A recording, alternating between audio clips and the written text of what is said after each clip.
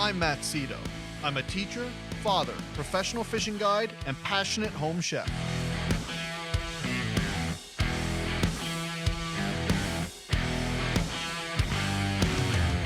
Come join me on my fishing and culinary adventures throughout Nova Scotia as I try to quell my angler's appetite.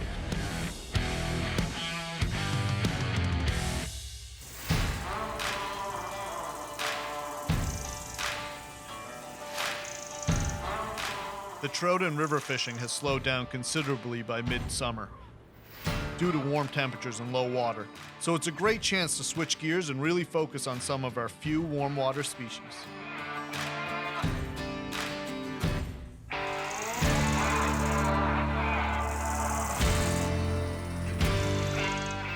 The two main midsummer fish here are smallmouth bass and chain pickerel. Neither are native to Nova Scotia. Bass were introduced here in the 1940s. Chain pickerel were illegally introduced in the 50s in a couple of lakes and have spread throughout the province, causing huge impacts on lakes and watersheds. However, these fish are plentiful and make for an awesome day fishing and an even better shore lunch.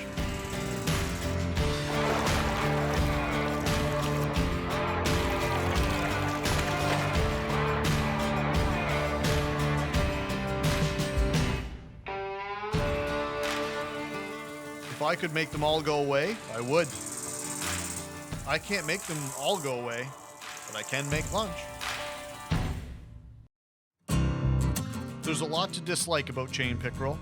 They are an invasive apex predator that occupy the top of the food chain in most locations here, and like their cousins the northern pike, they're gnarly to handle and have super sharp teeth, keeping a lot of anglers away from even targeting them.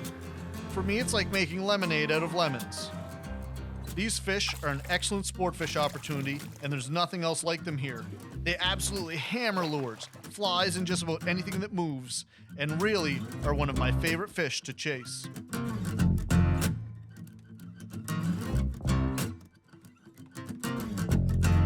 They are typically ambush predators and will easily cut your line with their sharp teeth. Bill Leader, oh my god, I shouldn't have said it. Oh, bro! With chain pickerel, you definitely win some and you definitely lose some, but it's hard to beat the scenery and just being on the water this time of day. My favorite way to fish for them is with a fly rod, but it's not always the most effective, and sometimes you just can't beat a soft plastic lure.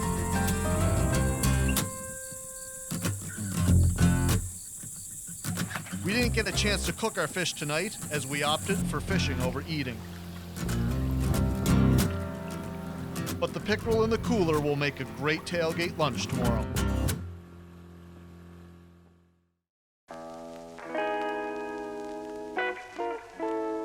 There are a lot of misconceptions about chain pickerel. You'll hear a lot of people say they're hard to clean and don't taste good. Neither of those are true. In fact, I'm going to go out on a limb and say that chain pickerel are one of the best eating freshwater fish we have. Properly cleaned and cooked, these fish are hard to beat. The clean, white, delicate meat and non-fishy flavor make it extremely versatile in the kitchen, with a taste that's sure to win over even the most stubborn wild foodies. Fish cakes are one of my go-tos. They're quick and easy, and a nice change-up from fish tacos or pan-fried fish. I'm going to mix the pickerel with the shrimp to get the consistency I need for the fish cakes. I'll run it through the grinder twice to get a nice density. A few fresh herbs and pepper from the garden will go a long way to add some flavor and color. A rough chop, and we'll add that and breadcrumbs to our ground fish and shrimp and start forming it. Don't be gentle with it. You want it to be dense enough to hold together in the pan. It's hard to stay away from my garden in the summertime, so I grabbed some greens and a tomato for a simple salad. Next, I'm forming the mix into patties. Don't work it too much. You want to keep some of the texture, otherwise it will become too mushy.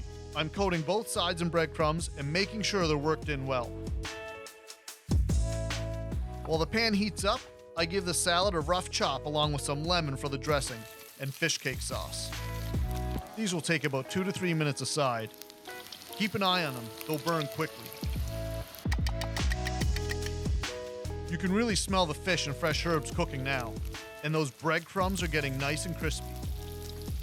A little bit of dill for my sour cream-based dill sauce, and there's only one thing left to do with this tailgate invasive treat.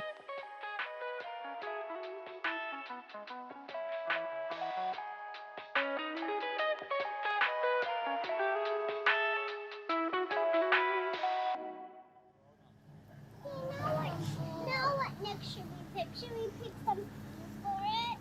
Some peas? Yeah. We're gonna pick all these beans. You wanna pick all the beans? Pick all the beans.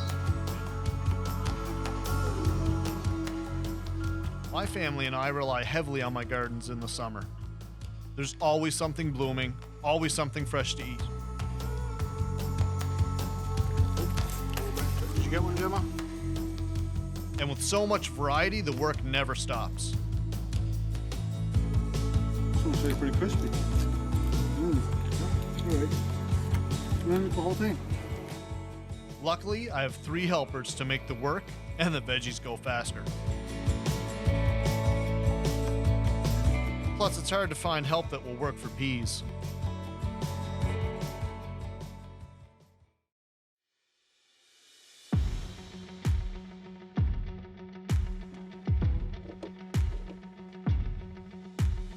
Morning and evening are typically the best times to get out for chain pickerel.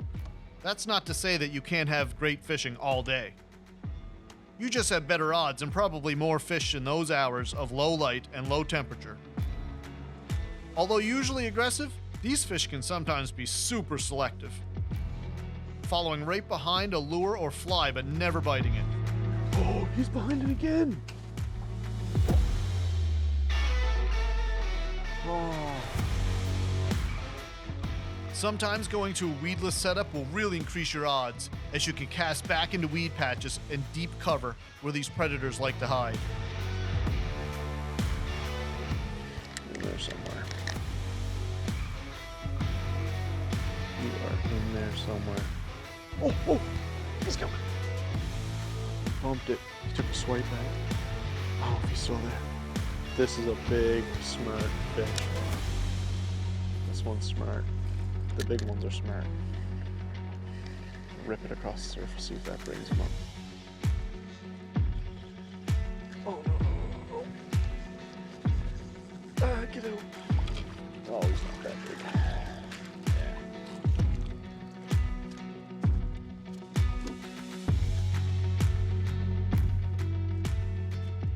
They can range in size from 6 to 28 inches here, and I usually only keep bigger ones.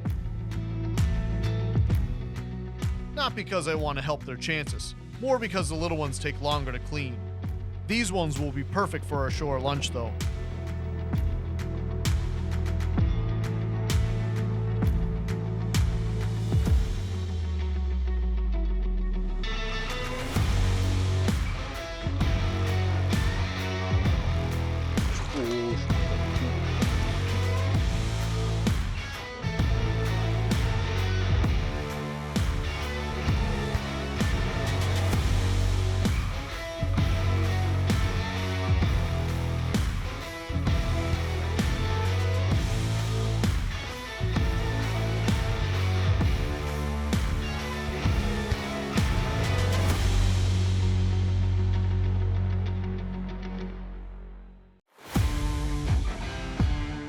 These fish are such high quality and so versatile it's hard to narrow down how to cook them or what to make. This one is a favorite of my family, and it also makes for a unique shore lunch. You could do all of this over a fire, but with our warm, dry summer this year, we have a burning ban. So a butane burner will do the trick, as I'll be cooking everything in the same pan. We're going to start with the vegetables. Minced garlic and butter go in the pan first. A squirt of olive oil will help your butter from burning.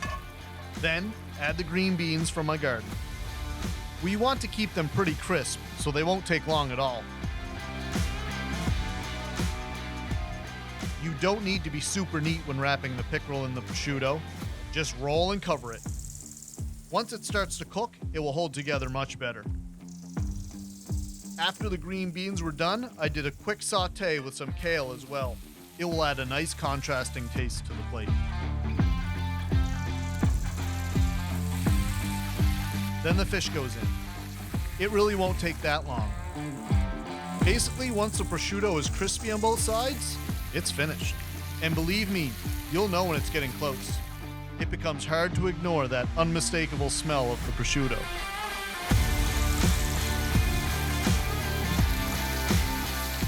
Kale, green beans, and prosciutto wrapped fresh chain pickerel.